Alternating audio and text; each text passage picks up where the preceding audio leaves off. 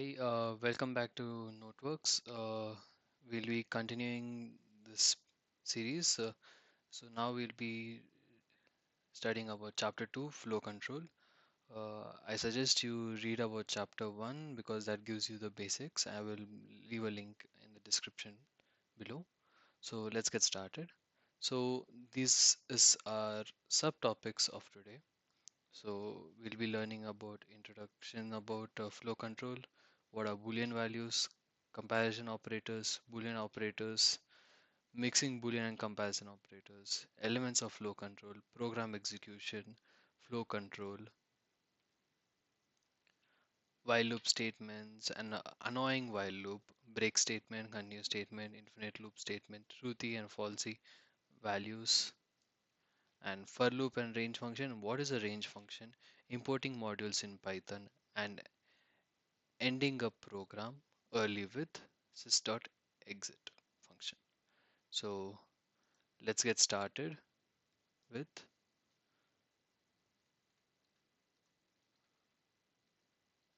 introduction to flow control. So this is our first topic, introduction to flow control. So what is so basically why do we need flow control is we know a Python program. So a Python program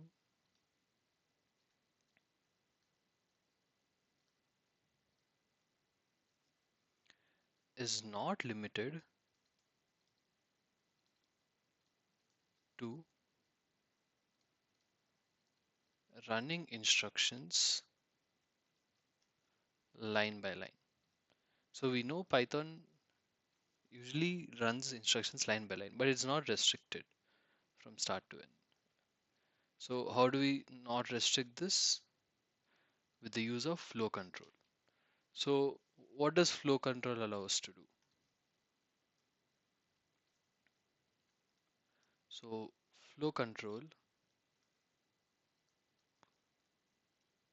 allows a program to, so first, skip instructions, skip instructions, repeat some operations,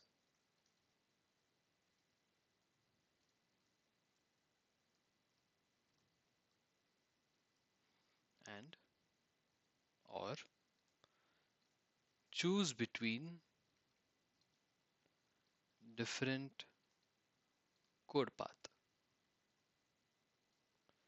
So by doing all this, we give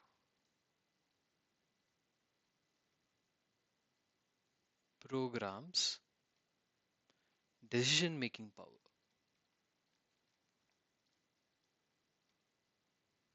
So what are we enabling it to do?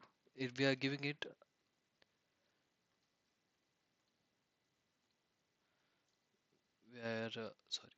we are giving it decision making power. So so we'll answer the question again. Why flow control matters?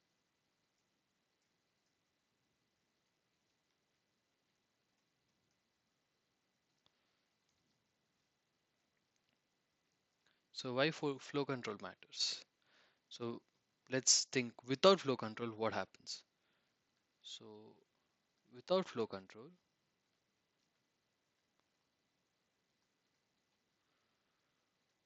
program would program would just be a straight list of what? Of commands. So program would be a straight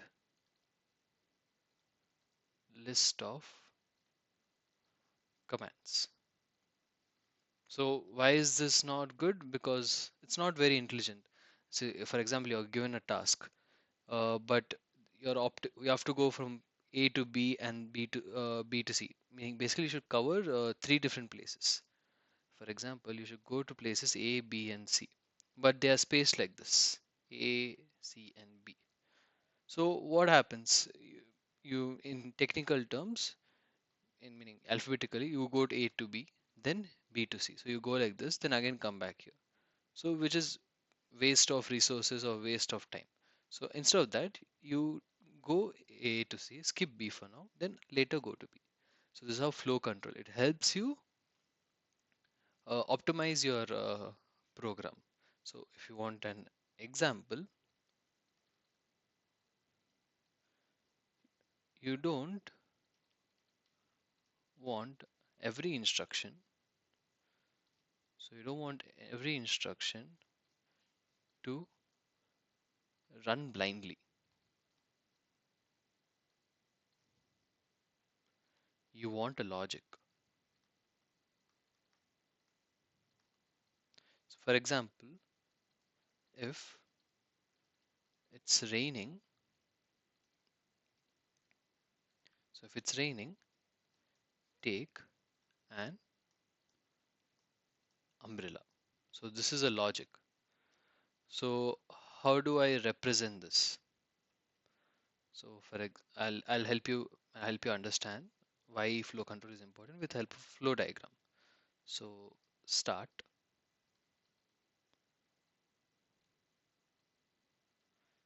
So we start, and what is the first thing we do? We check if it's raining. I hope all of you know how to draw flow charts. So this is a decision part. So we check if it's raining. If yes, so if yes, you have to check if you have an umbrella.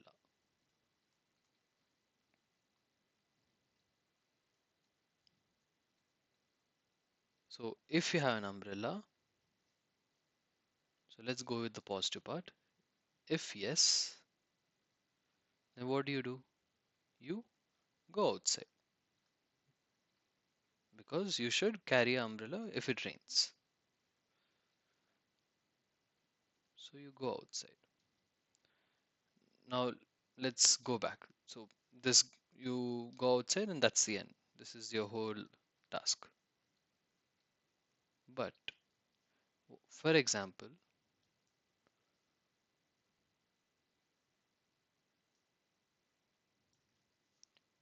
is raining and you check it's not raining. So there's no logic of checking if you have umbrella or not. It's not raining, so you don't need an umbrella. So directly you go outside. Similarly, here you have umbrella. If yes, you're going outside. What happens if you don't have an umbrella? So what do? You usually wait a while. I know you can borrow from your friends, etc., etc., but the most straightforward thing is to wait a while. So after waiting a while, what do? Again check, is it raining? So you again check if it's raining. If no, well, good. You go outside. But if it's still raining, you again wait for a while and again recheck. This is what we call a loop. We wait, we check if it's raining. If yes, then we wait again. Again, we check if it's raining until we reach an endpoint.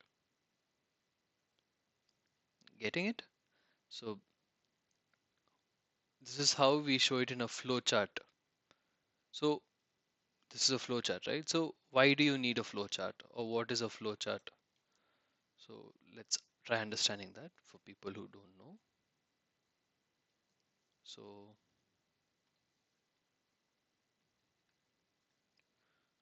flow charts and code.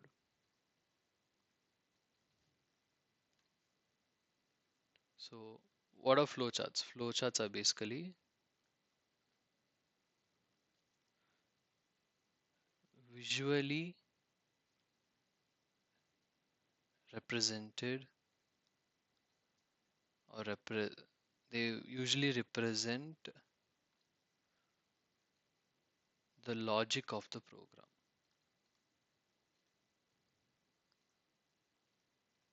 So in a flowchart, what do you see? as you saw above. So you see diamonds, then you see rectangles, then you see rounded rectangles. So diamonds basically means decision, as I told. So they have two, yes or no, 1 or 0, etc. Rectangles are steps or actions. Then rounded rectangles are start or stop. So code and flowchart are closely related. Are closely related. So both control the program's path based on what? Conditions. So this is the introduction of flowchart. So we are done with this. So next comes input Boolean values. If so, what are Boolean name values? Is not equal to Joe. Then we continue. Then we will move out of the if and say print. So next topic hello is Boolean values. Joe, what is the password? So first of all, what is a Boolean? It is a fish. I've heard this term many times, but for people that is the hint we have basically. What is a Boolean? So password, it is a will be inputted from the user. Data type input statement. So if with only two possibilities or two values is equal to swordfish with only two so if password is equal to then we break values. Those are then write true or print say 1 or false. Access granted which is 0. So Boolean is actually named after a mathematician. Here, George. What we are going to do is first we are going to start a infinite loop. Unlike so after starting infinite loop, we are going to print to the kernel who are you, or the strings output terminal who are you, which have many values. We are going to input a string Boolean which is in are stored in binary the name variable, which so means has only two states. If name is not equal to Joe, if name is not equal to Joe, then it continues, which means so if name is not equal to Joe, it will again Boolean, start from few the syntax beginning. Rules. So unless and until name is Joe, you can't move further. You go again to the front and start a new loop. So after you enter Joe, such as then you go to the next steps. Print hello Joe. Written so unless and until this becomes quotes, true, because once you start writing with quotes, that becomes a string.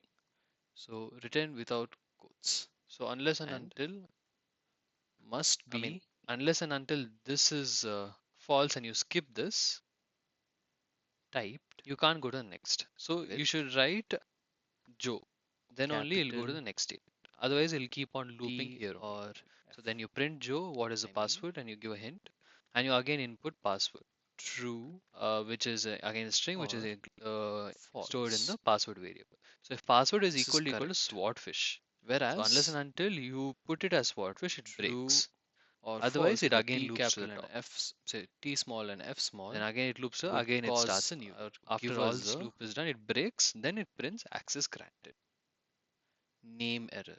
Then it prints access granted. So this is the use case of name error, type error in chapter 1. It would give us a name error. So type in false. Write these the both come under reserved. So you are clear with it. Again, I'll be reiterating a lot of keywords. So what it does is, what do reserved keywords mean? What the program does is, it keeps asking for your name. Keeps asking for your name, values until to them. you type So you Joe. can't assign values So to it them. keeps asking your name until So you type for Joe. example, If name is not Joe, so example, if name is not we can Joe, say spam is it equal to continues, true. So when you print skip the spam, rest of the loop, it skips the rest of the loop you get output as and jumps to the top. true. Skips the rest of the loop and jumps to the top. Similarly, If what name not to is do Joe, is so if you name is say, Joe, then it will true. ask for So this is wrong. Otherwise, the you can't password. assign a value also. True is equal to 2 plus It'll 2 ask for is the 2 plus 2. password. This will give a So name error. while inputting if password, This will give a syntax error. if password is swordfish, So this is what Boolean value means. the loop So we are done with ends Boolean. with break. What is Boolean value? Now we'll be learning about what is So comparison with operators. this, what can we conclude? Continue means Comparison skip the rest and operators. go to the next loop cycle. Whereas what does break do? It just skips the whole loop So what are itself. comparison It goes operators? out of the while loop or any other loop which we use. Okay. They So this is what continue and break compare are used and how they are used. two values So similarly, next, and return a Boolean value. So we learned what Boolean value are above, which is true or false. So why do you use this? They're used to evaluate conditions. In what? In decision making structure structures like if statements, which you'll be learning coming up, while statements, etc. Okay, so what are the list of comparison operators I'm going to give you?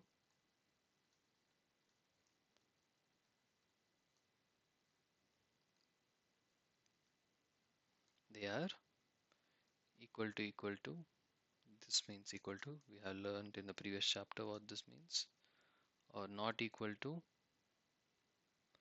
not equal to, or lesser than, or greater than, or sorry for my handwriting, lesser than or equal to, and greater than or equal to.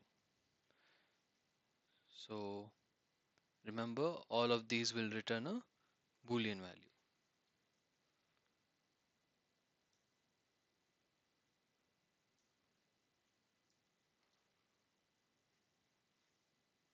So now I'm going to give you a few examples for you guys to understand better.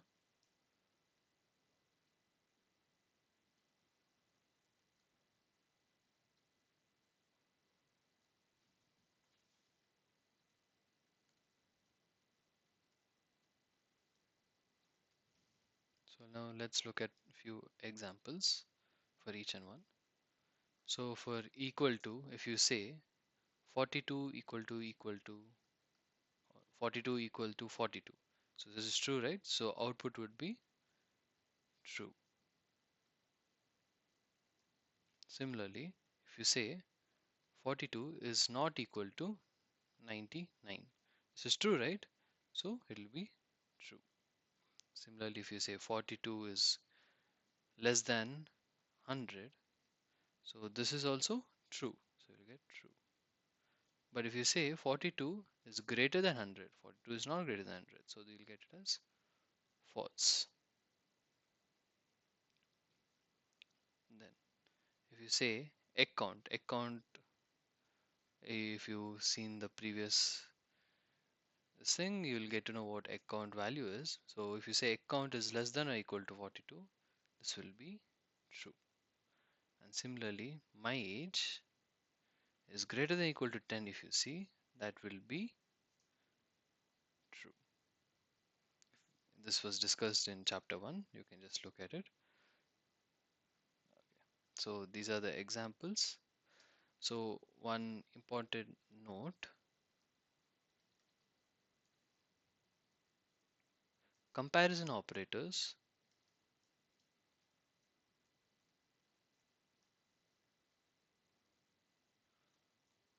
work on numbers, strings, and booleans.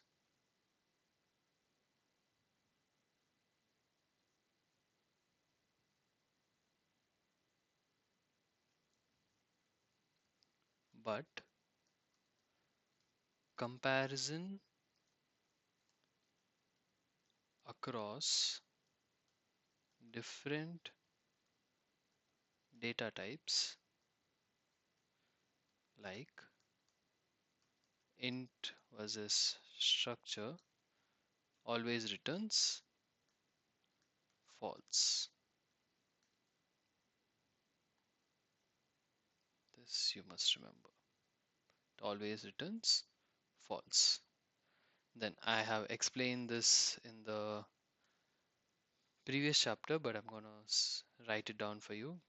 Common confusion always occurs between equal to operator versus assignment operator. So I'm gonna spell it out for you. This is equal to operator. This is used for comparison or logic. Then this is assignment operator.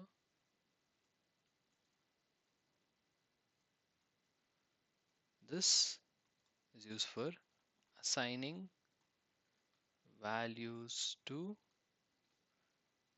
variables, to different things. Okay.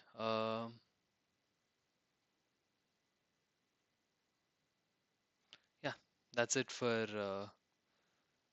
comparison operators. So we are done with this.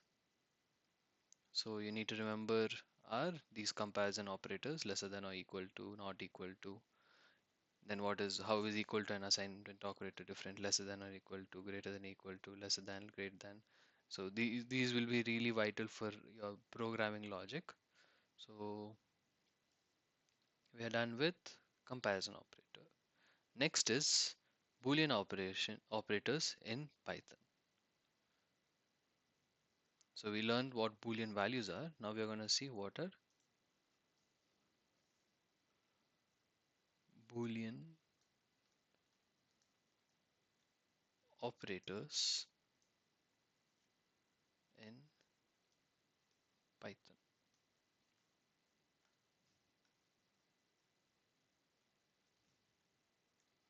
So what are Boolean operators? They are used to combine or modify Boolean values, like comparison operators. They evaluate to a single Boolean result. They always evaluate to a single Boolean result. So types are and, or not. So and is a binary Boolean operator, or is a again binary Boolean operator, and not is a unary Boolean operator. So instead of explaining you in words, let's see each and every one so you'll understand better. And operator. If you know a little bit of electronics, then this can be said as logical and. So what basically means, it requires both operands to be true for result to be true. So this is a condition for AND operator. So basically, if I draw a table, input 1, input 2, and this is the output. So if you have true, false, true, false, true, true, false, false. So as you can see here, if it's true and true, then only you will have a true. If it's true and false, it'll be a false. If it's true and false, it'll be a false. And if it's false and false, it'll again be a false. Okay, so if it's false and false, again it'll be a false. This is a AND operator. You can remember it like I'm just saying this for your reference. Only if true and true, it's true. Otherwise, in all other cases, it is false. So if it's true and true, only it's true. In rest all cases, it will always be false. Now next, let's see OR operator. So again, in electronics, it is logical OR. So here, it requires at least one operand to be true for the result to be true.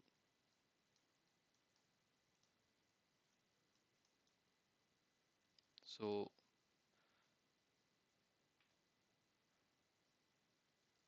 here again, if I say input 1, input 2, and output,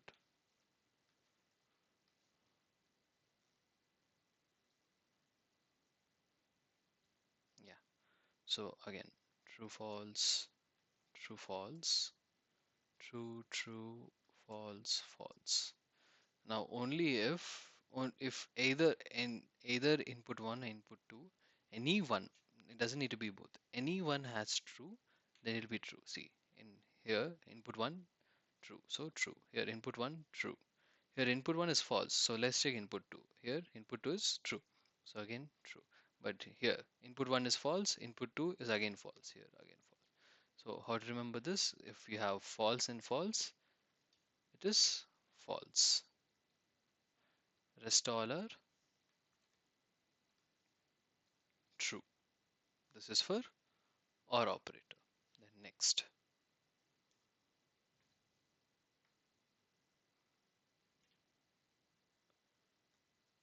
NOT operator.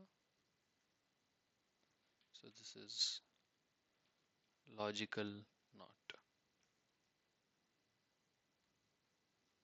So as I said, this is a unary operator. What it does is it flips the value. So when you say not true, what does it mean? It means what's opposite of true? False. Similarly, if you say not false, it will say true. So again, this has only one input, so input, output. If you give true, it will give false. If you give false, it will give true. So just the opposite of whatever you're giving it as an input. So that is not operator. So let's try using it in a program, example program. We'll use both comparison and this. So how do I say? Okay, let's say age is equal to 20. Okay, and is student is equal to true. So we give age is equal to 20 and is student as a boolean we give true. So if age is greater than 18 and operator is student, sorry, is student, then we should print eligible. So forget the if statement. So basically only if these both give as true. So both of these combined, if you get true, then only you can print eligible. So here age is, so 20 greater than 18. It's true, right? So we'll get true. And is student what we give value? True. So true and true, what did I say in the above slide? True and true always gives true. So you'll get this as true. So here it's true, so it is passing it. So we'll get eligible as a output. Simple? Yeah. So with this we are done with the Boolean operator also. So we are done with Boolean operator. Next is, I already showed a mixing, but I'm gonna reiterate again. Mixing Boolean and comparison operators. I already showed a programmatical example. Let's talk a little bit of theory. Not exactly theory, it is, yeah, let's see. So, sorry, mixing Boolean and comparison operator. So we're going to mix Boolean and comparison operator and look at how it works. So how they work? Comparison operator, I give short form operator. Operator produces Boolean values. So these Boolean values can be combined using Boolean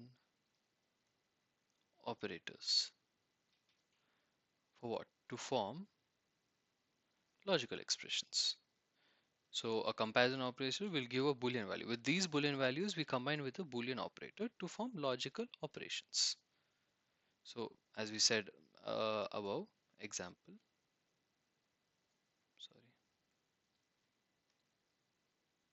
example, for example, 4 less than 5 and 5 less than 6. What's happening here? 4 less than 5, is it true or false? It's true. And 5 less than 6, it's again true. What I say, true and true will give you true as your final result. Similarly, let's look at more. 4 less than 5 and 9 less than 6. So if you see this, 4 less than 5, is it true? True. And 9 less than 6, is that true? False. So in AND, if either one of it is false, then it is false.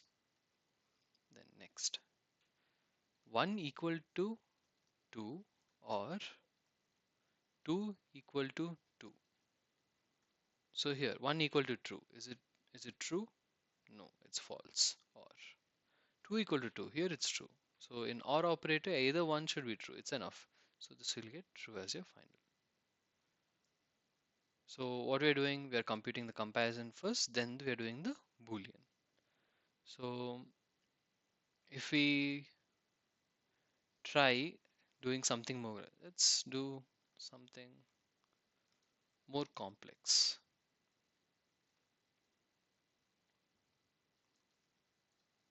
So let's try, sorry, this question. 2 plus 2 equal to 4 and not 2 plus 2 equal to 5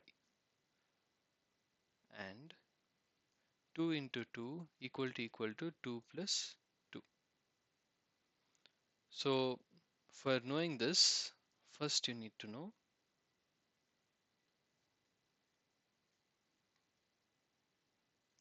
order of evaluation. We already saw a partial part of this where I told it's similar to board mass, so just refer chapter 1 for that. So here we are seeing which takes over which precedence. So let me just write the order for you. It'll be mathematical operations first, mathematical and comparison operations first, then not operator are evaluated, then and, then or. So with this, let's try solving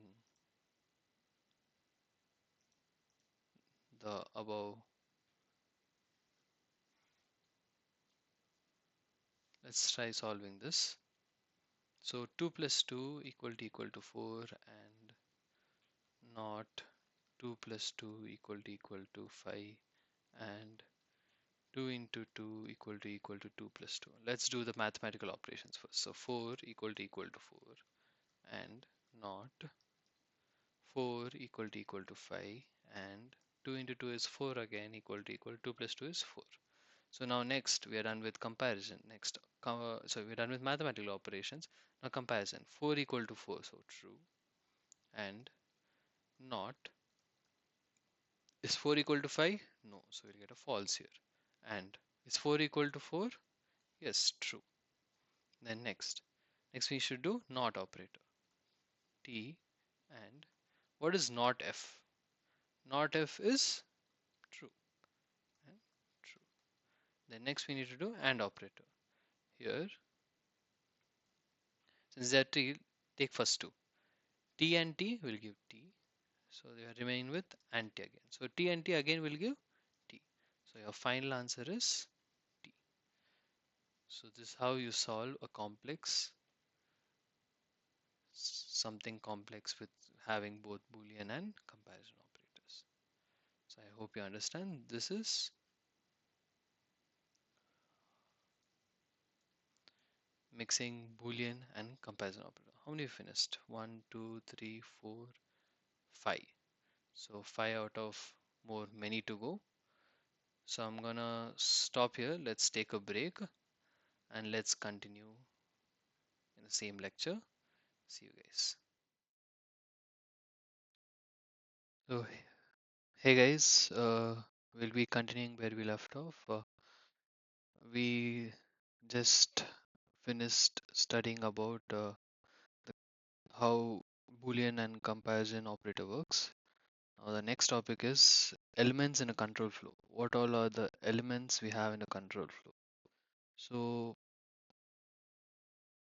there are basically two elements.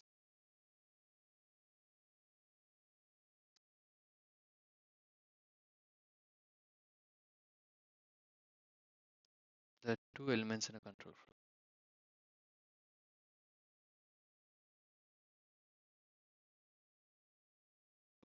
So first one is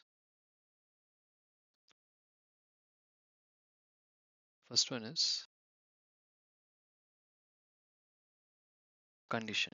So what does condition do? It decides whether the code should run or not. Decides whether the code should run. And the second one is block. Block, or we can also call it as a clause. So what this is, it is the group of code, is a group of code that runs if the above condition is met or satisfied. So there's two, there's condition, and there is block. So let's,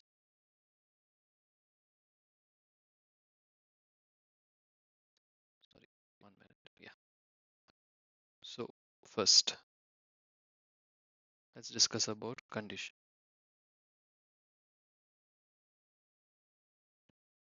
So a condition is just a Boolean expression. It is just a Boolean expression. So what it is, it evaluates to true or false. So flow control statements, as I stated above,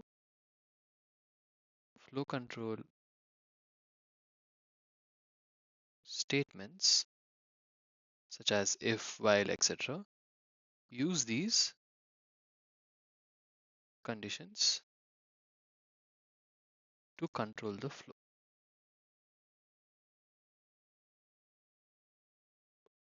So they use these conditions to control the flow.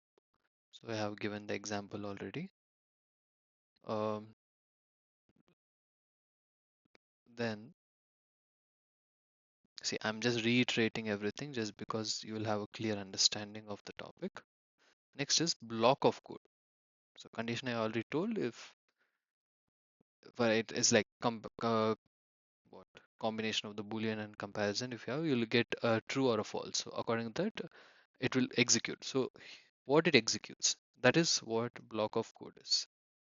In the previous example, it executed eligible. So similarly, what is block of code? So a block is a group of one or more lines of code that belong together under a control under a control structure. So how do you know which block is for which? So Python uses something called as indentation. Indentation basically means spaces or tabs to define blocks. So for defining, we use something called as indentation. So there are few rules, few rules for blocks. Those are: a block begins when indentation increases. So the basic norm in any industry or anything is usually four spaces or a tab. Four spaces or a tab. So second rule is a block can contain other nested blocks. The third one is a block ends when the indentation, sorry, grammatical mistake, indentation level decreases, or when you move out of a four space block or spaces you remove, then the block ends. So let's look at an example.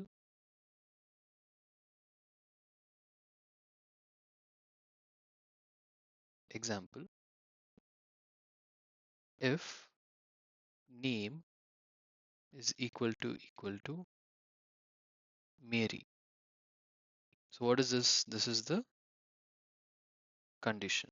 So if name is equal to Mary, then we leave four spaces as you can see here and print hello Mary. So what can we say? Block 1 starts. So here block 1 starts. So under the same block, if, see, same number of spaces, if password is equal to swordfish. So now there's another if statement. If password is equal to swordfish, then we again leave four spaces and write print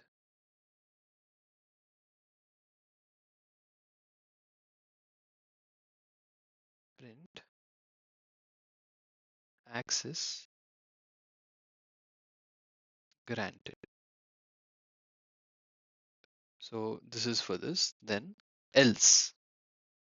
This else is not part of the if block. So I'll just clarify here. This block 2 is nested under this if. Else, say again I'm doing the same number of space, print wrong password. Here, this is block 3. This doesn't come under this if statement, it comes under this elif. But these both come under this if statement. So this is block 3, which is nested. Getting it? So basically block 1 is the outer block and block 2 and block 3 are nested inside the block 1. So this is how a control flow works. These are the rules. There are two conditions and blocks. Blocks are in Python, indentation is really important. Unless and until these indentations are correct, your logic might be wrong or you even might get an indentation error. So unless and until you fix that, it is not possible for you to execute the program. So this is about elements of a workflow. Then next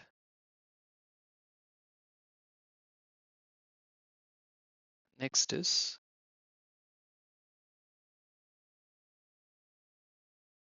program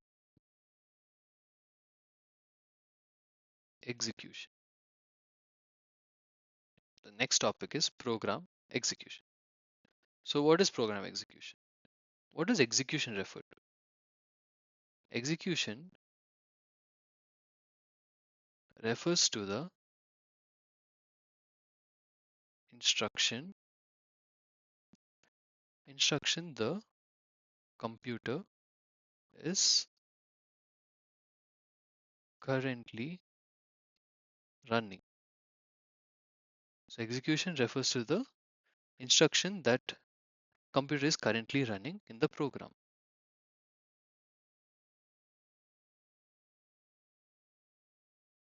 So in simple programs,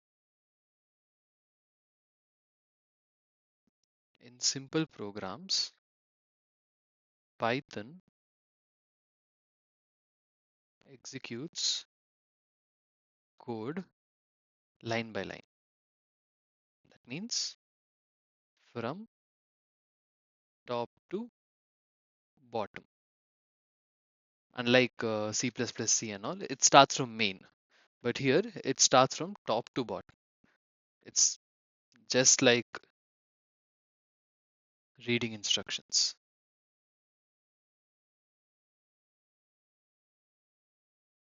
Just like reading instructions. So, for example, if I say print welcome to, and next line print noteworks. If I print this, the output will be welcome to, and in the next line, noteworks. So this is how it'll print. It'll go to the first line, print it, then it'll execute the first line, then it'll go to the second line, and then print it again.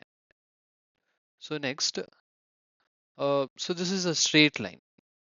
So how do you change the flow? Like how we discussed above, how do you change the flow instead of going from first, second, third? How do you change the flow? So next question is how flow control how flow control changes exec execution. So how flow control changes execution. So what it does is with flow control statements, there are many flow control statements. So with flow control statements such as if, else, for, while, etc., etc., the program doesn't go in a straight line.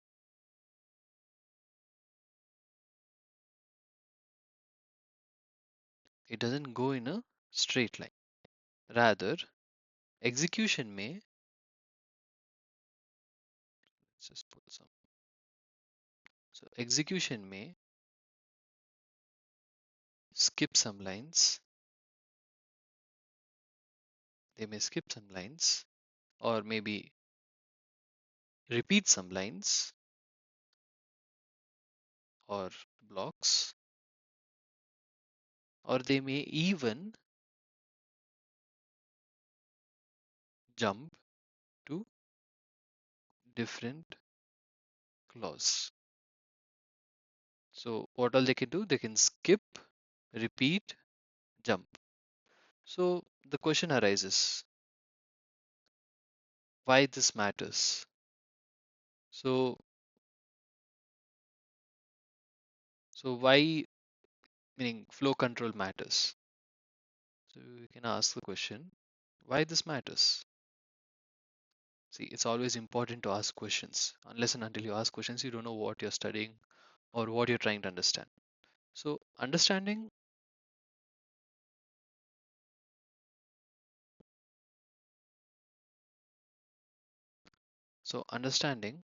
how Python decides what to execute next is key to writing logical and responsive program. So unless and understand what is executing next or how is it executing, You can't write a logical and a responsive program. It'll be like just reading a book from up to down without the reference of, like, sometimes a movie is intended you to see in a certain way, like you see part 1 before part 2. So unless and until you follow those, it is not logical or responsive. So how does execution flow depend on? Execution flow depends on conditions, depends on conditions. For example, many conditions we wrote, x is greater than 5. This is a condition. Loops. So there's something called as a while loop or a for loop, and control statements. And control statements. These control statements are break and continue. So break and continue. So we'll be learning more about all these in the next part of this. So why do we need it? How do we do it?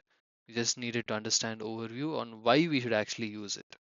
So unless and until you learn this, you'll not be able to write a program which would help you. So now we'll learn about flow control statements.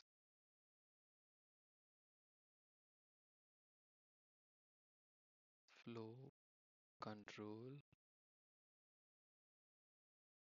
statements. So again, what are flow control statements? They decide which line of code runs based on the conditions. Based on conditions. So they correspond to decision points. So decision points basically means the diamonds which you saw in the flowcharts. Diamonds in flowcharts. So these flow control statements are similar or same. If you have to write a flow control statement, you should use a diamond. So some of the flow control statements are, first one, sorry, first one, if statement. So first one is if statement. So what is if statement? It executes a block only if a condition is true. Unless and until it's true, it doesn't execute this block. So if it's false, the block is skipped.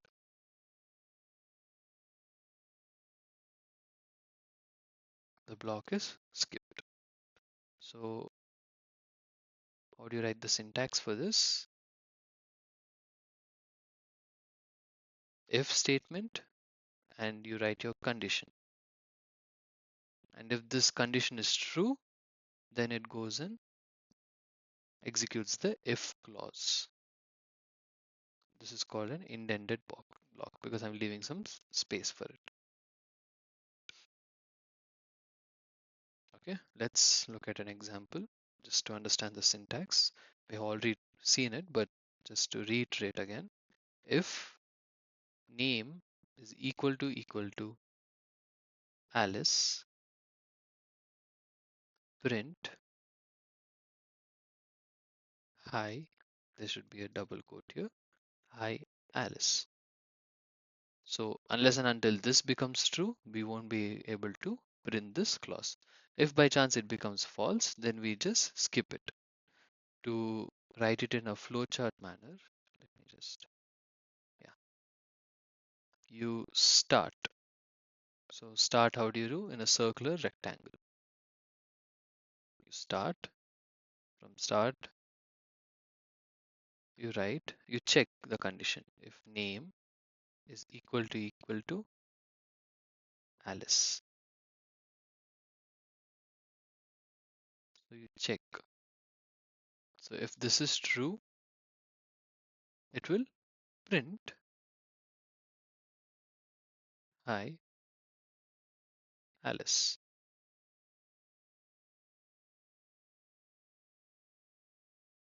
If this is true, it will print hi Alice. But there's another possibility, which is if it is false. What happens if it's false?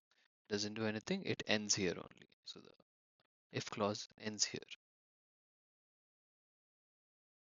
So after printing, it also ends. So this is a flow. This is flow chart for an if statement. We want to visualize how it actually works, the true and false part. Okay, so we are done with if. After if, in a flow control, we have else statement.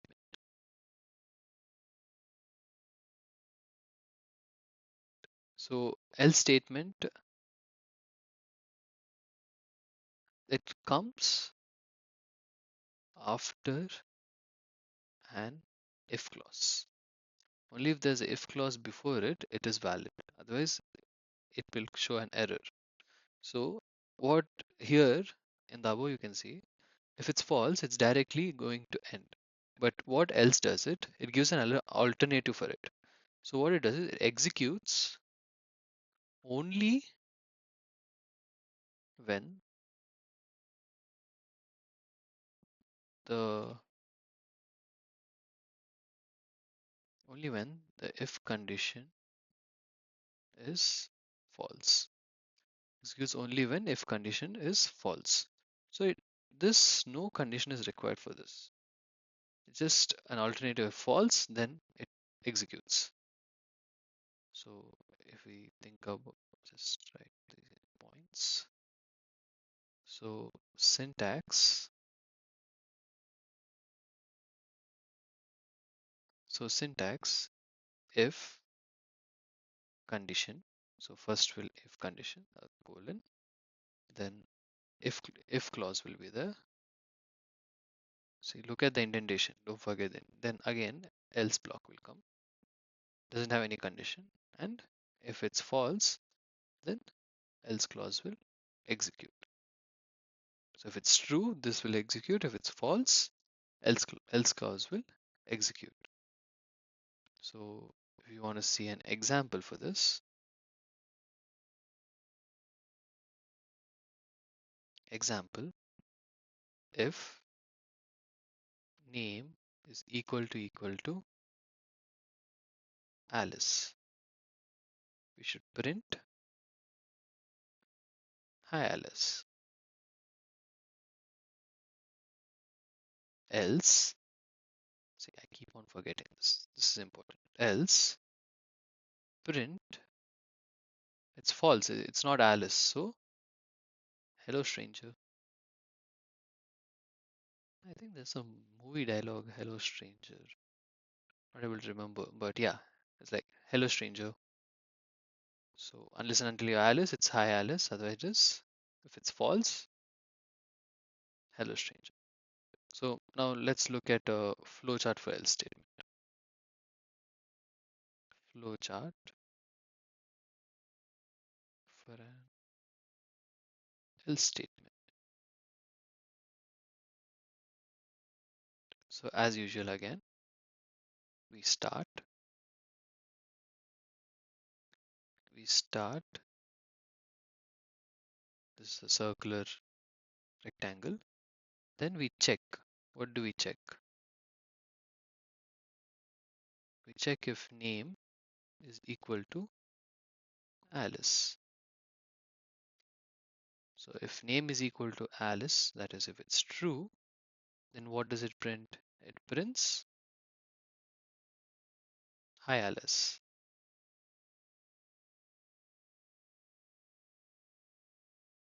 This is the condition if it's true.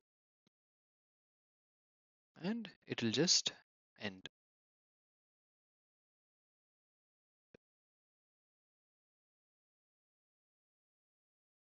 But if it is false,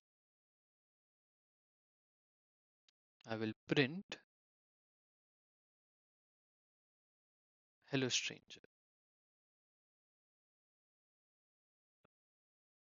So I will print hello stranger. So this will again come and end here. Getting it? So this is the else part of it. Here is the if part of it. So this is the flowchart of a else statement. So yeah,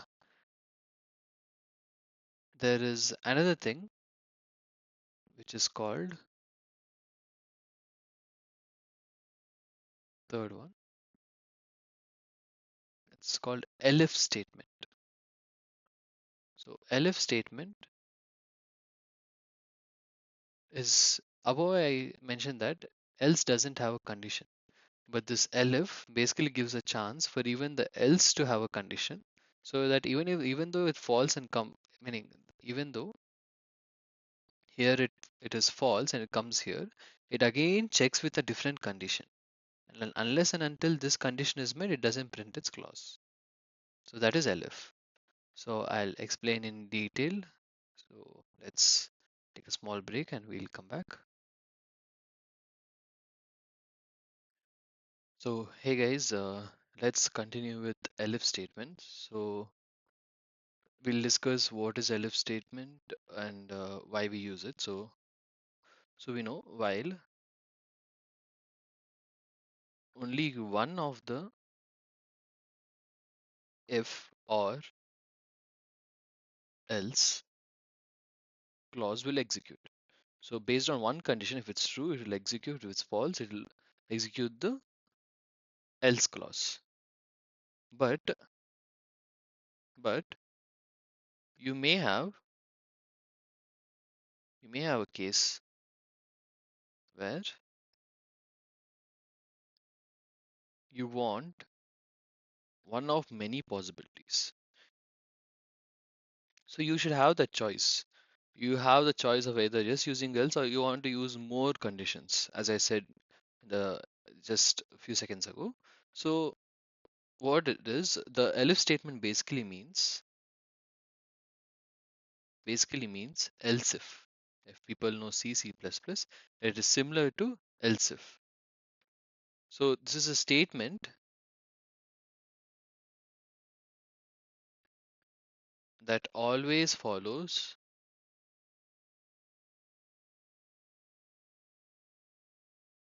an if or another else if or elif statement. So it either follows if or it always follows either one of these.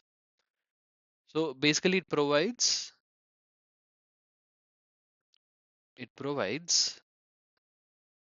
another condition. So you're having that option of choosing another condition to check even after if fails. Okay, so what does elif have? So basically the syntax of elif will be, so the syntax will be like, so let me just mark these. The syntax of elif will be, first there'll be a if statement. So the if statement will have some condition and you'll have a colon after this, and after some indentation you'll write some statements. So let's imagine this is statement 1. Then if this is false, then usually it will go to else, but here we are writing elif and we'll write another condition. So this is condition 1 and we'll write another condition 2. So if this is correct, it goes to statement So rather than blindly going to the else statement 2, it will check again. Only and until if this condition is met, it will not execute the statement 2. Otherwise, it will just exit the if loop altogether. Understood? So you can have many else if, or at the end you can have an else also. That is up to how the program is done. So let's take few examples for you to understand this better.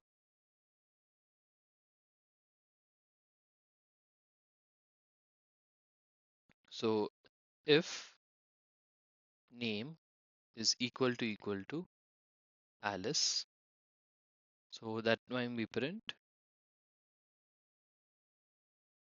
hi Alice. Then elif if age is less than 12, yeah, there should be a colon. If age is less than 12, then print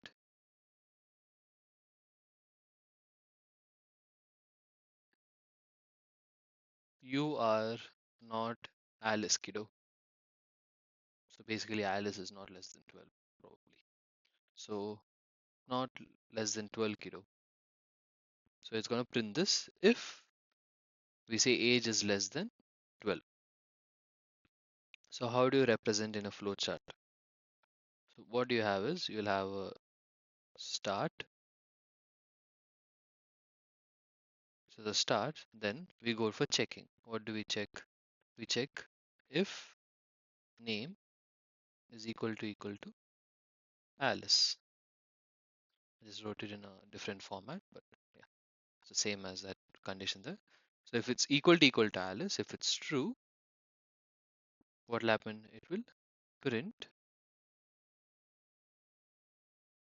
hi Alice. But at the same time, if it is false, then it'll again check age is less than or 12 or not. Here, if it's true again, it will print. This should be in a rectangle. It'll print you are not Alice, kiddo. So it'll print this. Then again, if this also is false, it won't print anything. It'll just end. So after these both are printed also, they will end.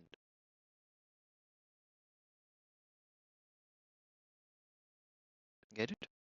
So this is how an elif statement works. So there can be multiple elif statements. There can be 2 to 3 different elif statements. Then the flowchart will just increase. Or they can also be something like, as I told above, elif, and at the end you can have an else. So what happens is it'll check through all the statements. If, for example, if is true, it will print. I'll go. Unless and until this is false, it won't check this. If this is true, it will print. Now, if then there's another thing. There's else. I mean, there's a program. Let's take another example. So if name, so let's just copy this part.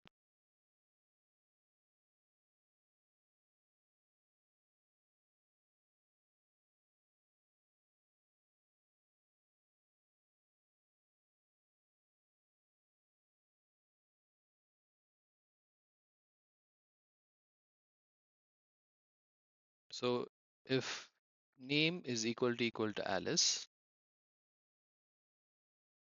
then you have age is less than. Let's include another parameter.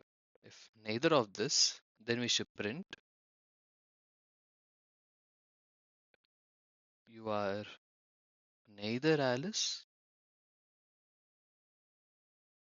nor a little kid. So this, so if both of the above, so if both of the above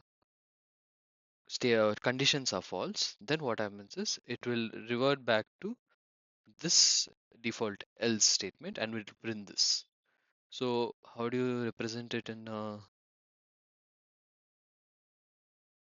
flowchart? Means let's just copy this because they are similar. First few lines are similar.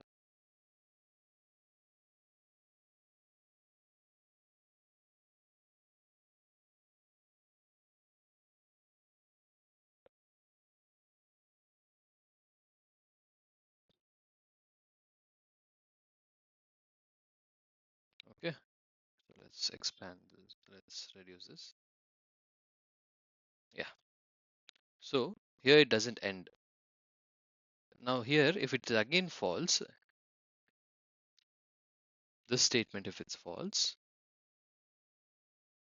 it will go to a default. There's no condition for else. So it'll go for a default print, which is you are, did I write the above? What else? Yeah. So you'll write you're neither Alice nor a little kid. So it will print this. So we have something or the other coming out of this elif ladder. So you just connect this, connect this, then connect this. Okay. So this is how elif works. So if you have multiple elifs, for example, you have if, elif, elif, elif.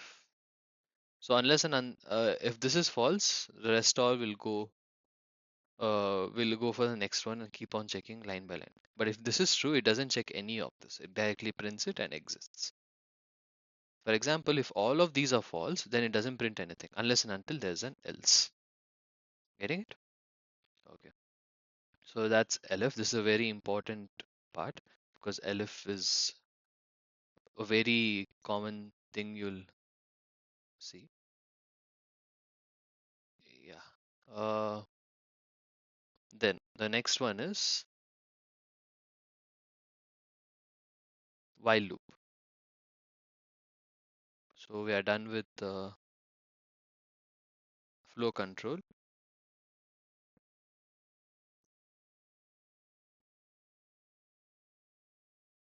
So let's add page.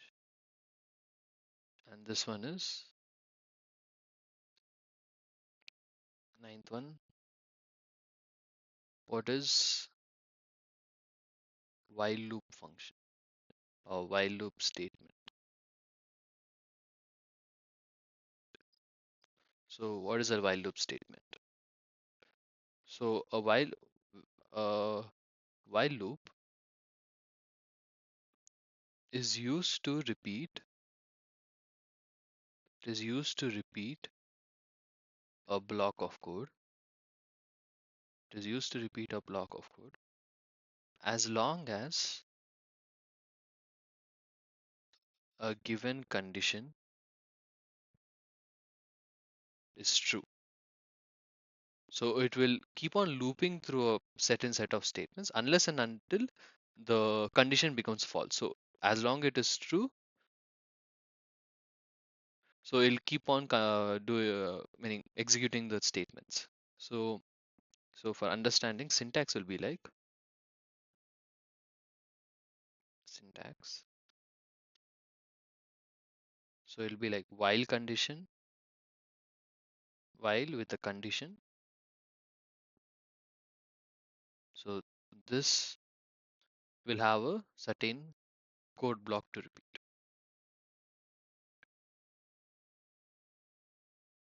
So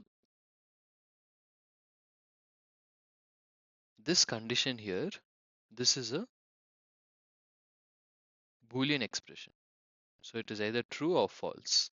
So as long it's true, this will be looping.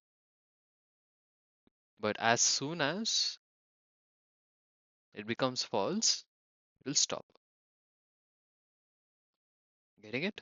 So as long it is looping, whatever is there to indent inside the while, it will keep on looping. It'll iterate. You can say looping or you can say iterate.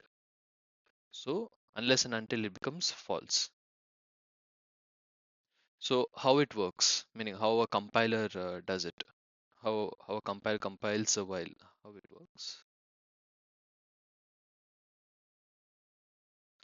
So first, Python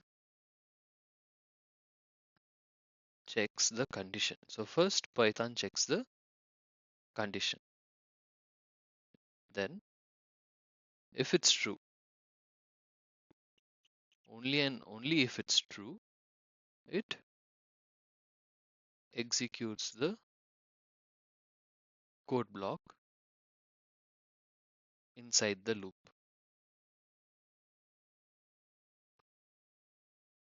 Then it goes back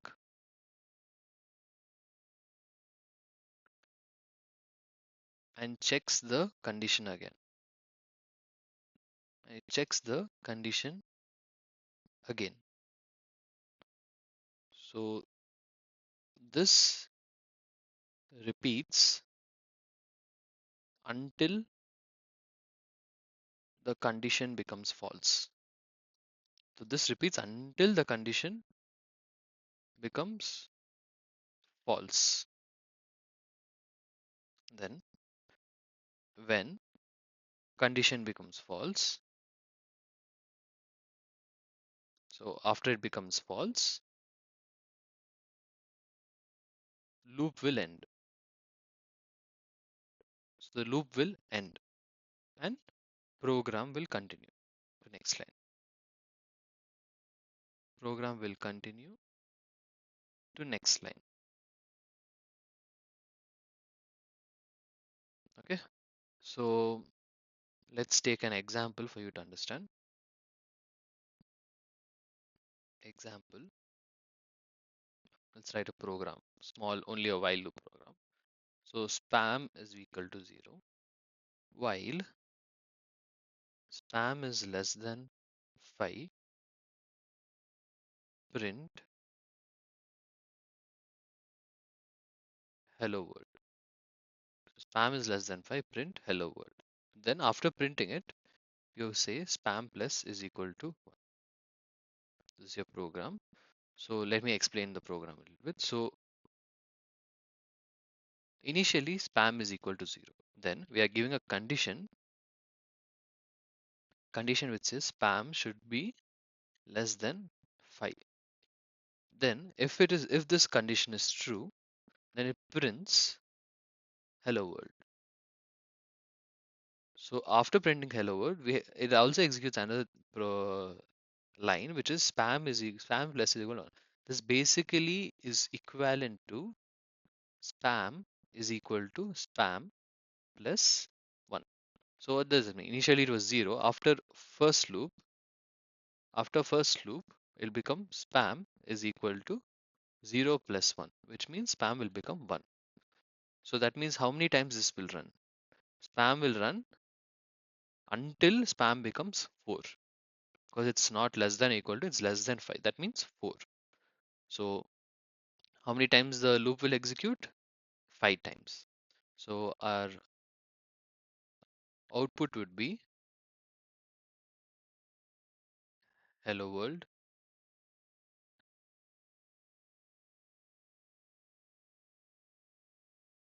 hello world, hello world, hello world, hello world. It will execute 5 times. So that it's looping 5 times. So after spam becomes equal to 5, the loop will stop because 5 is not less than 5. 5 is equal to 5, but 5 is not less than 5. So this becomes false. So it will stop the loop. Okay, try understanding. So it will loop 5 times. So let's see, what is the difference between a while and an if statement? Let's try understanding. While loop versus if statement. So we know both checks a condition. If loop also checks a condition, whereas while loop also checks a condition. So we know both if and while check a condition. We know both of them check a condition. But if runs the block once if the condition is true. So if it's true, if will run the block once, but while runs the block repeatedly as long as condition is true. As long as condition is true. So here it repeatedly does it. Here it only does it once. So with while loop, you should be really careful. Some cautionary tales or important tips. Sorry, some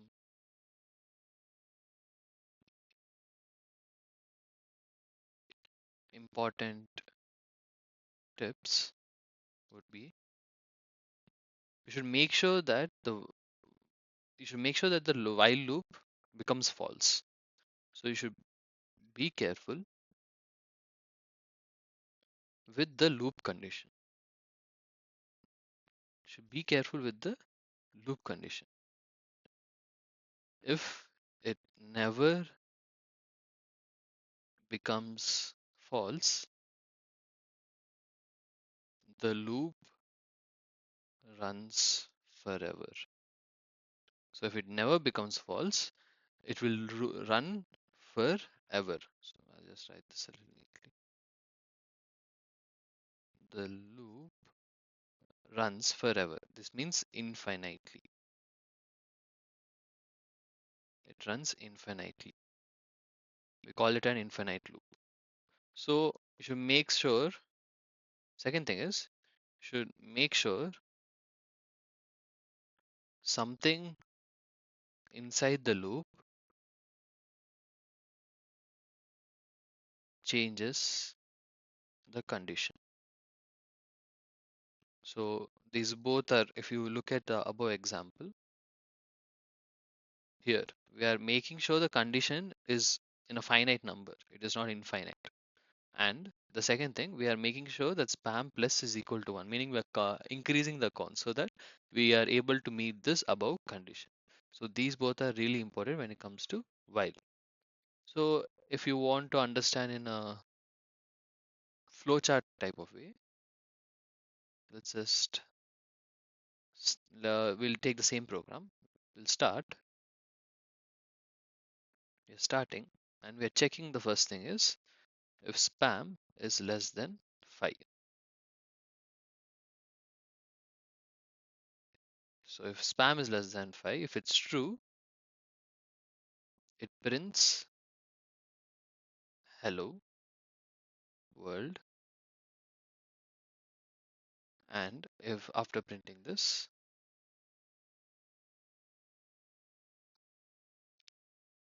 it will say if spam is equal to spam plus 1. There are two lines.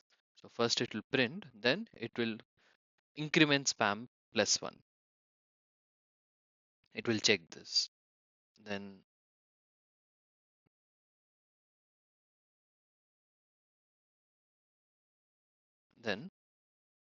after this, it will go back and again check, go back to the condition in a while loop. Then it'll again check false. If it's false, then it will end. So unless and until the statement is false, it will not. This is called a loop. How this goes around like this is called a loop. So unless and until it is false, it doesn't end. So this is the shit. My bad guys. This is the flow chart for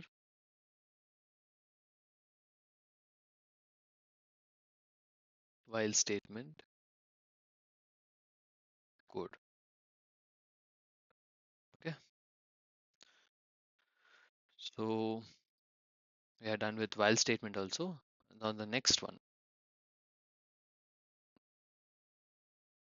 the 10th one, 10th topic in this chapter will be an annoying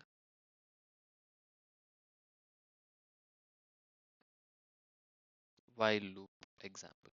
So I gave two cautionary examples or cautionary tales in the previous while I was explaining. Now we are going to see why is it cautionary and how is it annoying. So I'll just write a program for you. Try understanding. So if name is equal to something, let's leave it blank. While, or this is blank only. So this is called a blank string. If while name not equal to your name. So this is blank, and we are telling if while name is not equal to your name, print please type your name. We are saying, yeah, sorry guys. So where we will print please type your name, and we'll say name is equal to input. Name is equal to input. Then we are going to go out of the while statement and say print thank you. So I'm going to explain why this is annoying. So let's try writing a flow chart.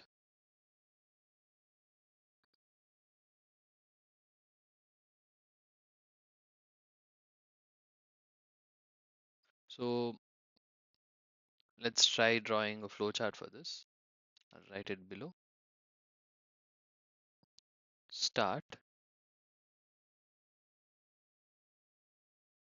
So we'll see name is empty for now. Then we check a condition.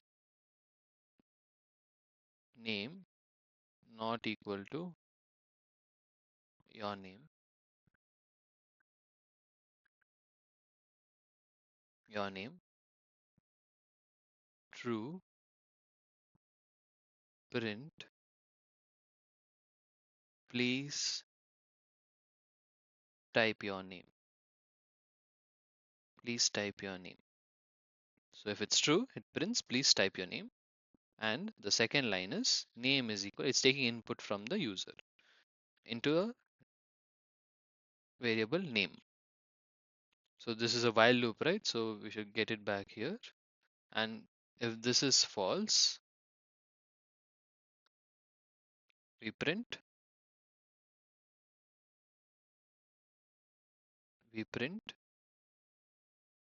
thank you. So you understand the flow of the program. We print thank you and then it ends. So basic thing, but why this is annoying, I'm going to explain. So I'm going to explain. So the loop starts because name is an empty string. Initially, it is an empty string. So there's nothing in it. There's some space. So the condition name not equal to your name, this will automatically be true because initially it is null. This is true because 0 is not equal to some value inside. So there's nothing here. It will not be equal to your name. So it keeps asking, it keeps asking until the user types exactly without even a capital letter in between space, leaving a space, exactly your name. So it'll keep on asking this until you type this. You don't, even if your name is Raj, you shouldn't write Raj, you should write your name only. So When that happens, so when that happens, the condition becomes false. So unless and until you write your name, it won't become true. So it becomes false.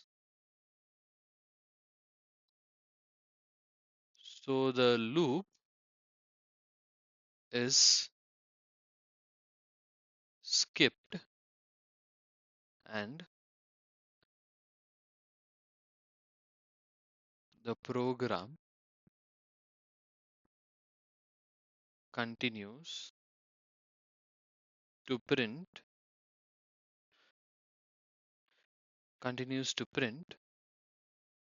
thank you. So it'll skip and just say thank you at the end. It doesn't print anything else. Okay. So what is the key takeaway here? What do you need to understand? So the key takeaway is this loop keeps running based on a condition that depends on the user input. So unless and until the user doesn't type your name, the loop won't continue. It will just fail and just say thank you. So this loop is a user dependent. So what's annoying is the user doesn't know that he needs to type exactly this. So he won't know. So every time he'll just say thank you. So unless and until the user knows that he should type just your name instead of his actual or her actual name, this will this will make it like finding like the correct. Even if you know your name, you don't know if y should be capital or y should be small, n should be capital. So that's why this is a annoying while loop example. Okay. So we'll come back and I will discuss about break statements. Uh, so take a break. See you guys. So hey guys, welcome back. Now we'll be studying about what is something called as a break statement. So I'll explain break with the help of an program example. So let's write while true. So in general, break is actually used for exiting a loop early. Used for exiting a loop early. So let's see a program. While true, print, please type your number or type your name. And you're going to get name, you're going to take input from the user. Name is equal to input. And if name is equal to your name, then break. See, this is the same as the uh, previous annoying while example I gave, but there's a difference. The difference is instead of writing the condition here, or instead of writing the condition here, what I have done is I have given a if statement as a separate condition and I'm using a break operator. So what it does is if this condition is met while running the loop, if this condition is met, then it moves out of the while loop and goes and prints thank you. So here what we're doing is, so we are starting a infinite loop. So how do you start an infinite loop? We say while true. So if it's always true, it keeps on looping. So we are starting an infinite loop. So unless and until you enter this phrase, so we are giving an if statement, and unless and until this statement becomes true, we can't exit because inside this there is a break function. So unless and until this happens, it doesn't break the while loop. Previously, you can see here you have given the condition here itself, name not equal to your name. So the condition is here. This is the same as this infinite loop. It's the same as giving if name, but only thing is we are adding an extra break operator just to show how break operator works. So get it? So you might ask why use a break operator? So why use a break operator? So why do you use a break operator? So it helps you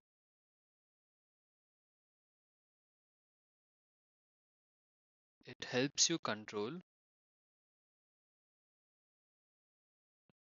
exactly when to leave a loop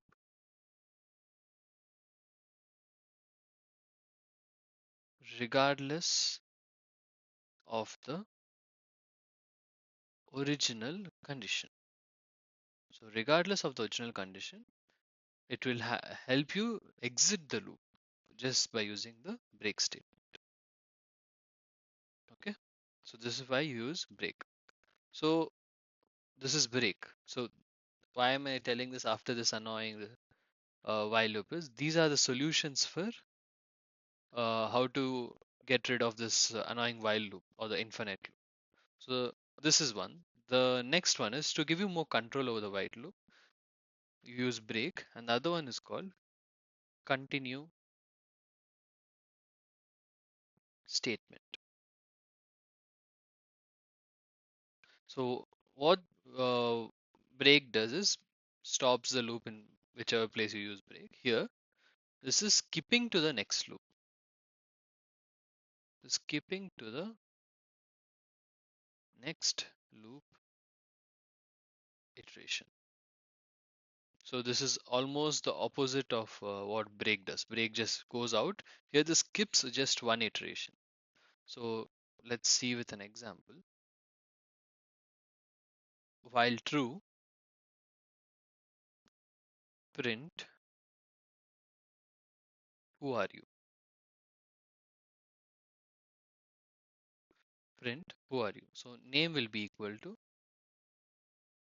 input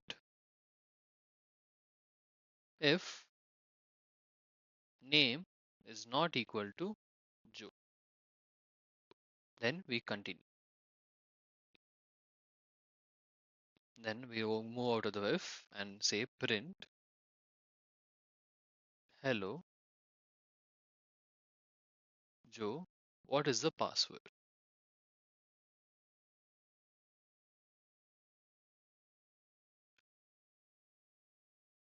It is a fish.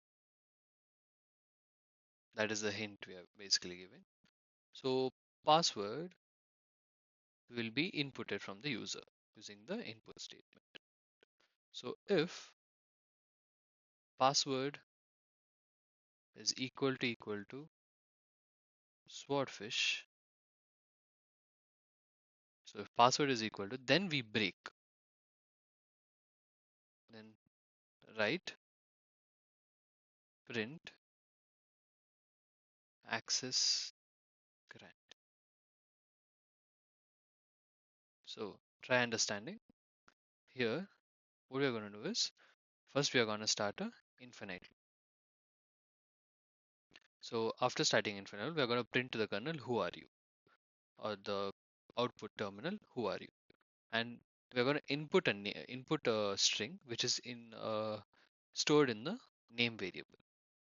So if name is not equal to Joe,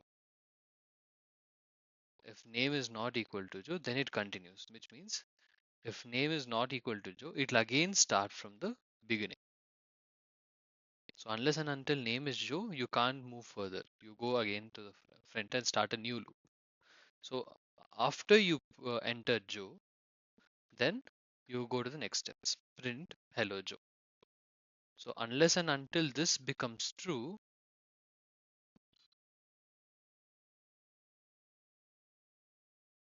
so unless and until, I mean, unless and until this is false and you skip this,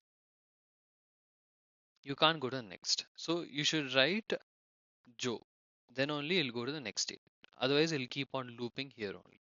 So then you print Joe, what is the password, and you give a hint, and you again input password, which is again a string, which is stored in the password variable. So if password is equal to swordfish, so unless and until you put it as swordfish, it breaks. Otherwise, it again loops to the top. Then again it loops, again it starts a new loop. After all this loop is done, it breaks, then it prints access granted. Then it prints access granted. So this is the use case of uh, continue and break together.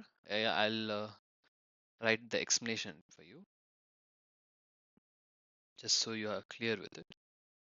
Again, I'll be reiterating a lot of stuff. So what it does is it keeps what the program does is it keeps asking for your name, keeps asking for your name until you type Joe. So it keeps asking your name until you type Joe. If name is not Joe, so if name is not Joe, it continues, skip the rest of the loop. It skips the rest of the loop and jumps to the top. Skips the rest of the loop and jumps to the top. If name is Joe, so if name is Joe, then it will ask for the password. It will ask for the password. So while inputting, if password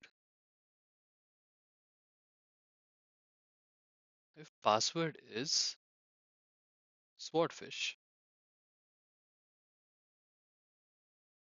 the loop ends with break.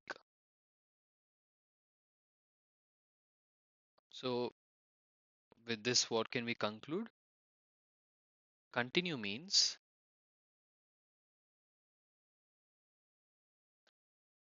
skip the rest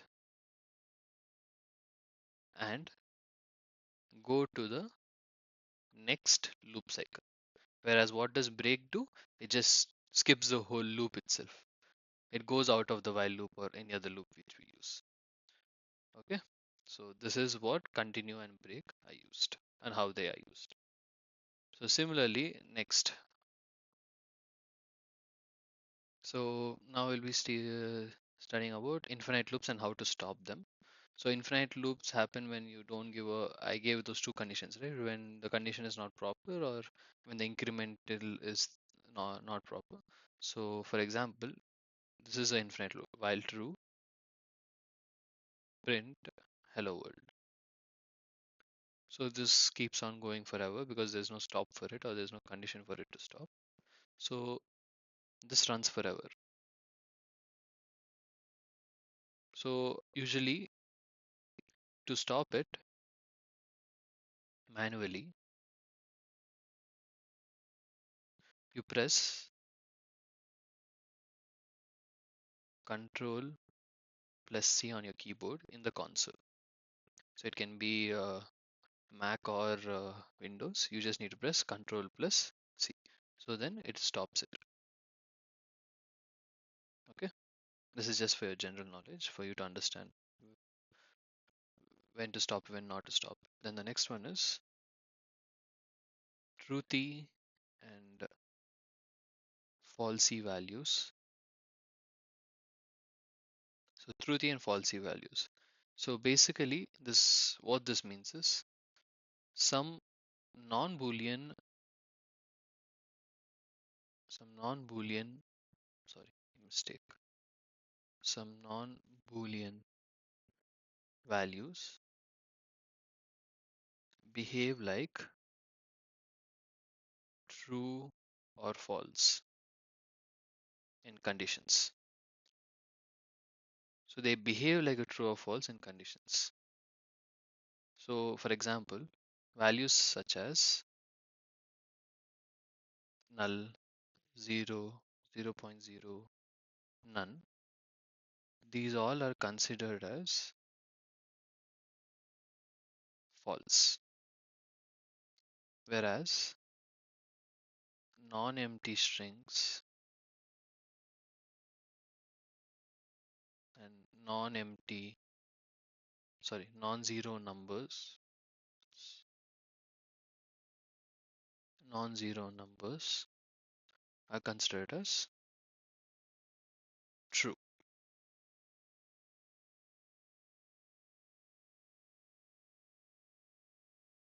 So they're considered as true. So for example,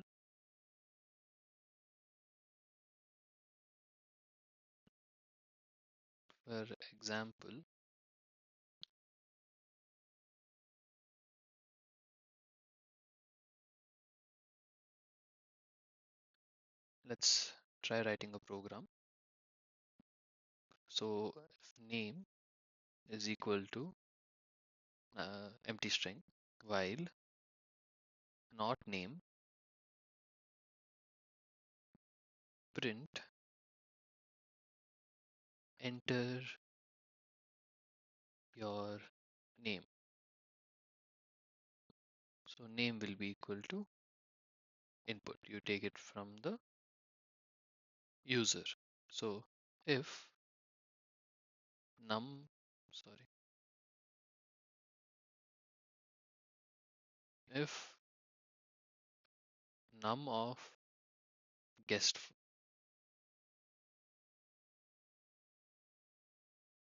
print, be sure to have enough room. So this is a program. So what is happening is if not name is true, meaning here name is considered as false. So not false is true when name is empty. So because it's empty, it's considered as false. So not false would be true. So that time we loop, the loop continues asking. Then next, and taking in asking meaning it takes input from the user using the input function. Next, if num of guess, num of guess acts like if num of guess not equal to 0. So basically how it acts is just this condition if num of guess acts is like if num of guess are not equal to 0. So meaning if it's greater than 0, even if it's 1 or 2, then it'll be like it's there's no enough room. So what's the use of these, meaning these shortcuts help your code to be look more cleaner, or you can help it easier to read. So instead of saying true, you can just give an empty and say it's easier to read and explain. So that's the usefulness of truthy and falsy values. So remember these. Anything with zero, none, or empty, that is false, and anything which has a value, that would be considered as a true. And so, okay, the next topic is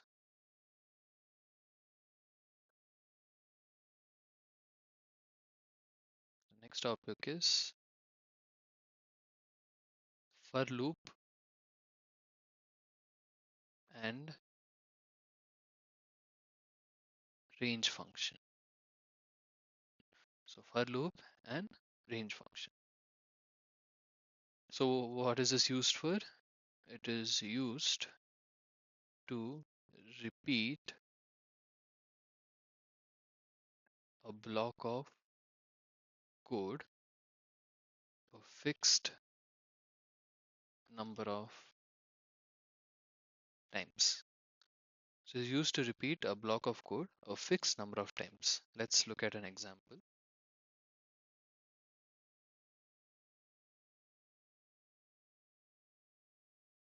So print my name is, so here comes the for loop, for I in range 5. what does this do? This print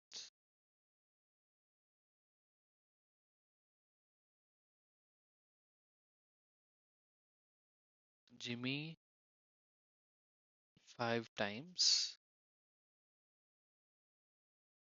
plus str of I plus.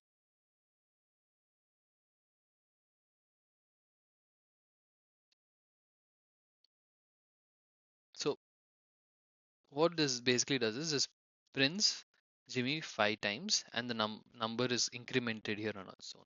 So we can, if we say range 5 gives, so it increments on its own. It gives 1, 2, 3, 4, and 4, and not 5, because it is less than, not less than or equal to in range condition. So I takes each value in order. So what it basically does is output would something be like Jimmy 5 times str1, something like this, and then str2, str3. Sorry, it'll start with 0, 0, 1. This will be same, 1, 2, 3, only till 4. Get it? So it increments on its own range. So range is like a limit you're keeping. So how many times does the block run? The block runs 1, 2, 3, 4, 5. Block runs 5 times. So basically, whenever you use range of n, it runs from 0 to n minus 1 times. So for works well when the number of repetitions is known. So it works well when the number of repetition is known. So now we have two loops. We have a while loop and for loop. Now we need, generally you'll understand, you'll want to know when to use what. So let's try understanding the differences. Which one is this? 16th topic. Using for versus while. So what is similarity? Both can repeat code. So both are used for looping and repeat code. So let's use an example. Example, summing numbers 0 to 100. Let's try writing two cases. One is using for, another is using while. So using for, so total will be equal to 0. For num in range 101. Why 101? I told range always goes from 0 to n minus 1. So we need 100. So it needs to go from 0 to n minus 1. So 101. So this will be 101 minus 1. So 100. So it goes from 0 to 100. That's why 101. So total plus is equal to num. And so we print total. So we get the sum. This is the code for loop. Whereas in while loop, we say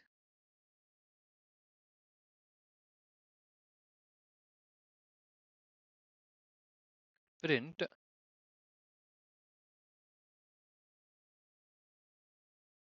So in while loop, we start, one second. So in while, if we have to write the same summing of n numbers, what we do is we we start off by giving again same total is equal to 0, then num will be equal to 0. So while num less than or equal to 100, so we are giving a condition here, num, we are not using any range function. We say total plus is equal to num, and we have to write an incremental operator here. So num plus is equal to 1. So then we print total. So here we are using such a big code. So what is the difference meaning? For loop is cleaner and more concise for known range. So that is not the case with while. While is if there's a condition and it does, we don't know how many times the loop is going to run, then that time while loop we use. But when we know the range on how much we should write or how much we actually need, that time we use for loop. Okay. So in for we learn something about range, right? So let's go in more detail about the range function. So which is this 17. So range function or range. So range function, the range function in Python, the range function in Python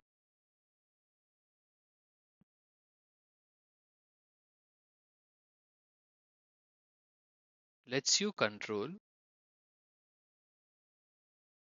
where where a sequence starts, where it stops, and how much it changes each time. How much it changes each time. So it can take one, two, or three arguments. So let's look at each. So one basic usage. What is a basic usage? One argument it uses, arg or argument. So range stop. So as I said before, it counts from counts from 0 up to but not including stop, which also means you do until stop minus 1. So example,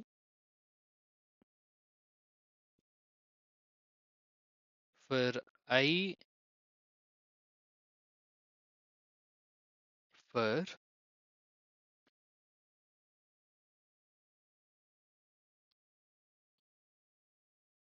I in range 5, we have to print I. So what would be the output? Output would normally be 0, 1, 2, 3, 4. Actually, it'll be in different lines, but okay, let me just try that. 0, 1, 2, 3, and 4. This will be for basic argument. Whereas for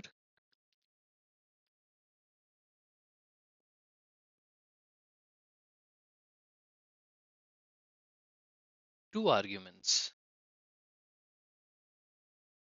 So what does two arguments mean? It has range. Usually it starts from 0, right? We are going to specify the start also and stop also. So this is from where to begin,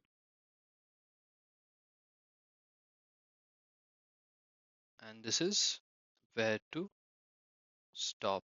I mean, it'll stop at stop minus 1. So we can say, so on Python example, or Python code example, for I in range 12 comma 16. If I print I, I'll get the output as 12, 13, 14, and 15. We won't include 16 because it should go 16 minus 1, which is 15. Now let's look at three arguments.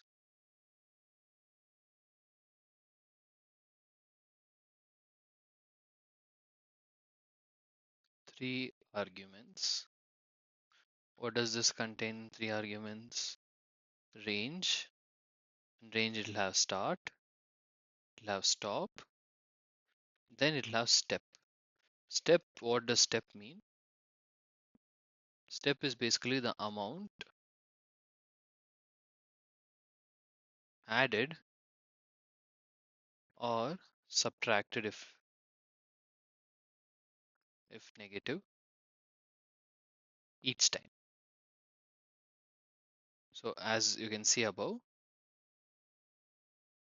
step can be positive or negative. So let's take example for I in range 0 to 10 and increased by 2. We print I. So the output we'll get is we start with 0, then we add 2, 2, then 4, then 6, then 8. We shouldn't add 10. So that's why it should only stop till 9. If you add plus 2, it will become 10. So it shouldn't cross 10. So our output will be this much. This is for positive. But what example for negative? For I in range 5 comma minus 1 comma minus 1. If I print, where I forgot these colons, please make sure you write it because it's important. I keep forgetting it. So print. So what would be the output? This time we should subtract. So we start with 5. Then we should go till minus 1. So we minus 5 minus 1, 4. 4 minus 1, 3. 3 minus 1, 2. 2 minus 1, 1. 1 minus 1, 0. Minus 1, 0 minus 1 is minus 1. But we shouldn't include minus 1 because it should be minus 1 plus 1, which should be 0. That should be the limit. So 0 is the limit. So this is the output for negative. So these are the three methods we use, which is one is with just stop, and the second one is with start and stop, and the next is start, stop, and giving a step count. Get it? Okay. Next, 18 topic, importing modules in Python. First, this is a lot of theoretical topic. So what are modules in Python basically? What are modules? So a module is a Python file. It is a Python file which is .py with reusable code. So it contains variables, functions, or classes grouped by topic.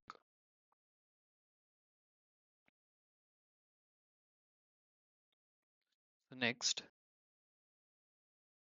Python provides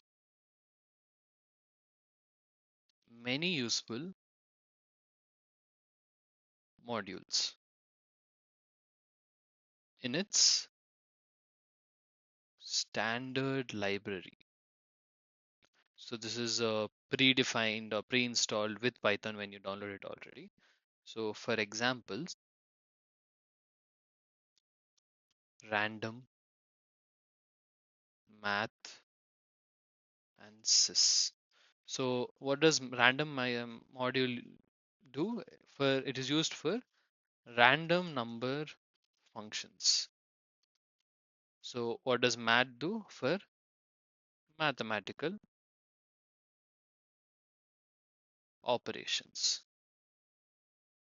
Then what does sys or os? Sys or os do? For system related functions. So these are few of the modules. You'll be seeing more as you write or you continue this course. So the next question comes, why use modules? Next question is, why use modules? So why do you actually need to use modules? So first is it avoids rewriting of common code. It avoids rewriting common code. It also organizes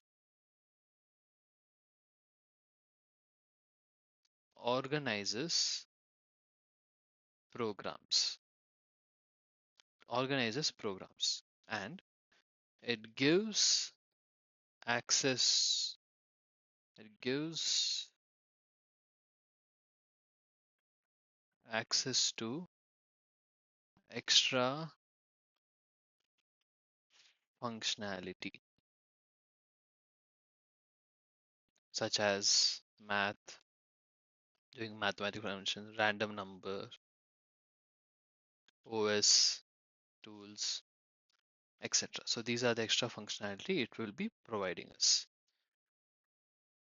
Next, how importing. How do you actually import a module?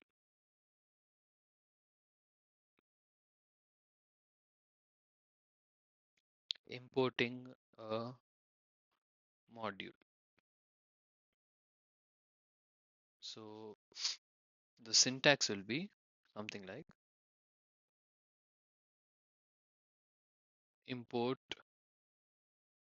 module name. So instead of module name, you should write the package or module you're trying to import. So example, you can say we know random is one of the module, right? So you can say import random. So import random. What this does is it gives access to all the functions in random module.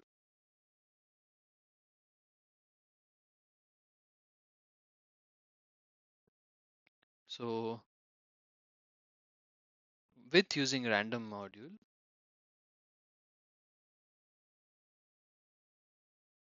using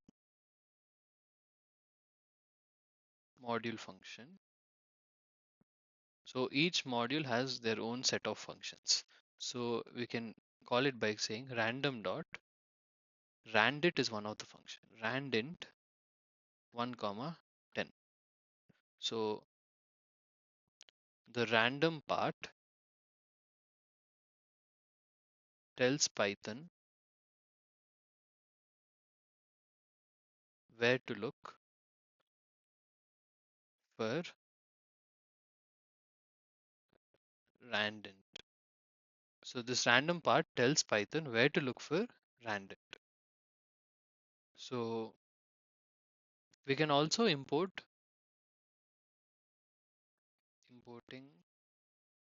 we can also import multiple modules at the same time. So we can import it such like something like import random dot random comma sys comma os comma math. So it imports all these. The only condition is you must separate the module names with commas. So we must separate with the help of commas. Then next is using the from import statement.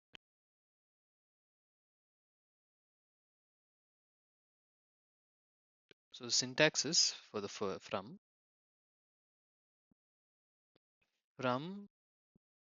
module name import. This is another way of star importing the module. Instead of just using import, we can say from module name import. So what this does is this imports all functions directly into your code.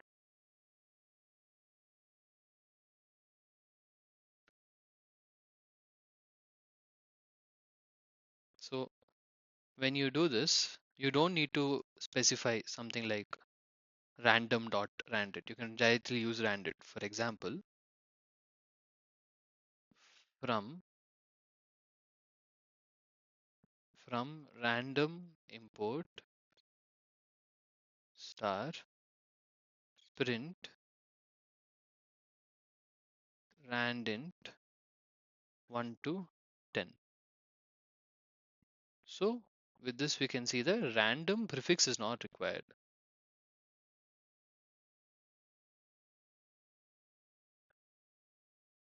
So these are the two ways you can import modules into your code. So there are a few best practice tips you can follow.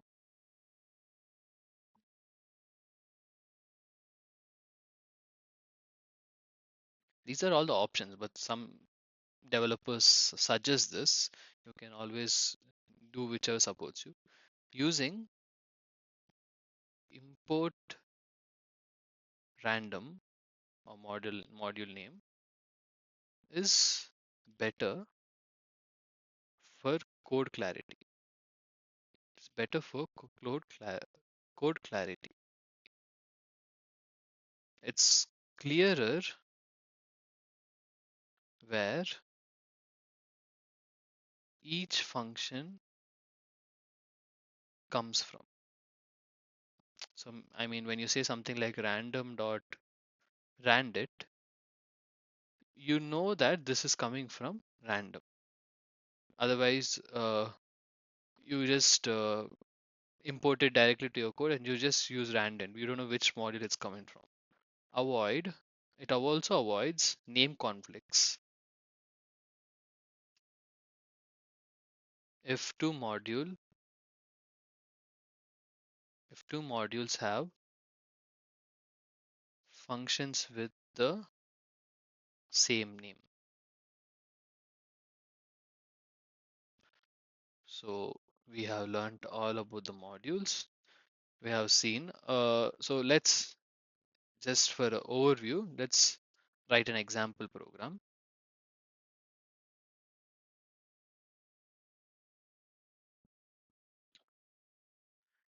So we're going to import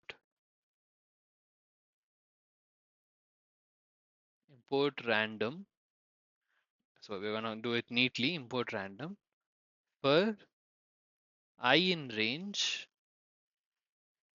5. So it goes from 0 to 4. We print random dot randint 1 to 10. So it would print randomly 5 numbers. What it does is it prints 5 random numbers between 1 to 10. Here 10 is inclusive. It's not like 10 minus 1. Only for range it is n minus 1. For random it is not. So this is all about the modules, how to import modules, what are modules, why, how are you modules useful, etc. etc. Then next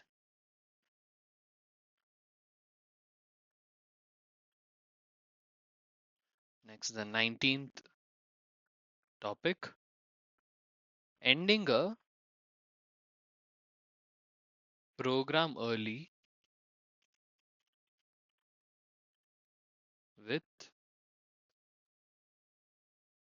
sys.exit. So with sys.exit, we are going to end a program early. So why do we need to do is, okay, first thing, what is sys.exit? You know, sys is a module, but what is exit doing? What is sys.exit? So it immediately ends the Python program no matter where you are in execution. So irrespective of where the execution is going on, as soon as it sees that sys exit, it will end the program. So as I said, exit is found in sys module. So because of this, it requires you at the start of the program pressing or in writing import sys before use. So the syntax for this is import sys as stated above, then sys dot exit. This right away exits the program irrespective of what's happening. So what is the difference between break and sys exit is, see, this is something you need to don't confuse with.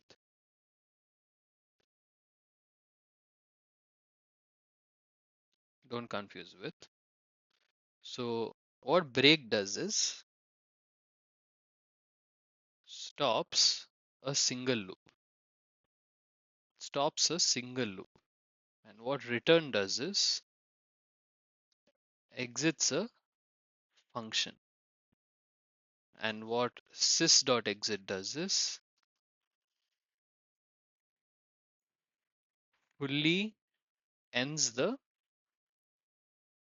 program. So this is for ending the program, this is for exiting the function. So all are not the same. Each have their own purpose. So if you have to write an example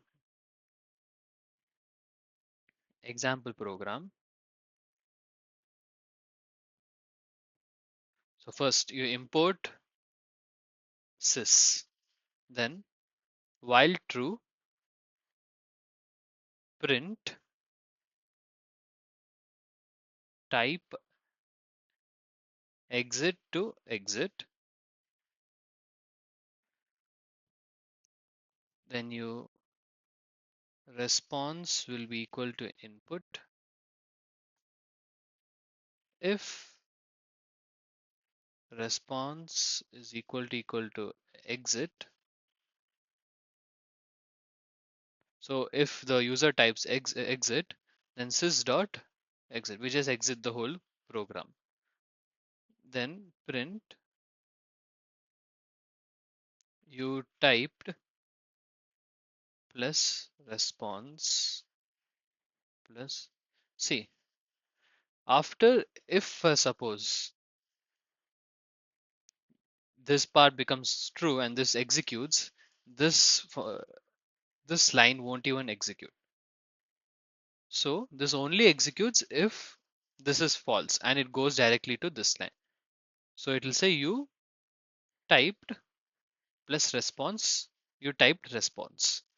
This is what happens. So response is something which you're taking from the user. So you need to type exit for this to activate. This is how a program you might use exit. So with this, we have reached the end of chapter 2. This is all you need to know. There we have covered some very important topics. Please look into it, look into your notes. and I will be uploading the next chapter 3 pretty soon. Thank you.